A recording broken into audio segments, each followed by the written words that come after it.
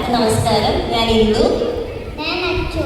ഞങ്ങളിവിടെ വായിക്കാൻ പോകുന്നത് നന്ദനാർ എഴുതിയ ഉണ്ണിക്കുട്ടൻ്റെ ലോകം എന്ന നോവലിലെ ചെറിയൊരു ഭാഗമാണ്. ഭാഗം 6. ഉണ്ണിക്കുട്ടൻ വളരുന്നു.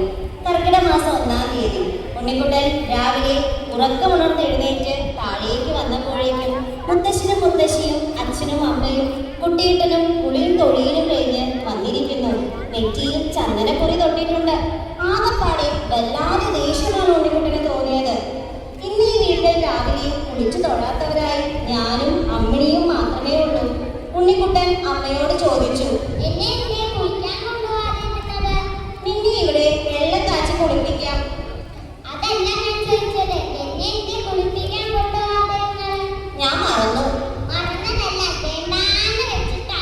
അമ്മ അതിന് മറുപടി ഒന്നും പറയാതെ അടുക്കളയിലേക്ക് പോയി. ദേഷ്യം തീർക്കണമെന്ന പോലെ ഉണ്ണിക്കുട്ടൻ വെറുതെ നിലത്ത് ചവിട്ടി. കുറച്ച് നിമിഷങ്ങൾക്ക് ശേഷം മച്ച് കാണാൻ എന്തു ഭംഗിയാ! വെളിച്ചവും വാസനയും പണ്ടത്തെ പപ്പടത്തിന്റെയും കൂറക്കാട്ടത്തിന്റെയും മണമൊന്നുമില്ല. നല്ല മട്ടിപ്പശേന്റെ മണം. അമ്മ മച്ചിൽ വന്ന് ചോദിച്ചു, അമ്മയുടെ കുട്ടി ഇവിടെ ഉണ്ടോ? ഉണ്ണിക്കുട്ടൻ ശബ്ദിച്ചില്ല. ഗൗരവഭാവത്തിൽ മച്ചിന്റെ തട്ട് നോക്കിയിരുന്നു. വാ കുളിപ്പിക്കട്ടെ, ചൂടുവെള്ളം താലായിരുന്നു. ഉണ്ണിക്കുട്ടൻ അനങ്ങാതെ നിന്നു. അമ്മ വീണ്ടും പറഞ്ഞു, വേഗം വാ, കുളി കഴിഞ്ഞ ശേഷം ഒരു സാധനം തരാം. എന്താ സാധനം? അതൊക്കെയുണ്ട്, വേഗം വാ.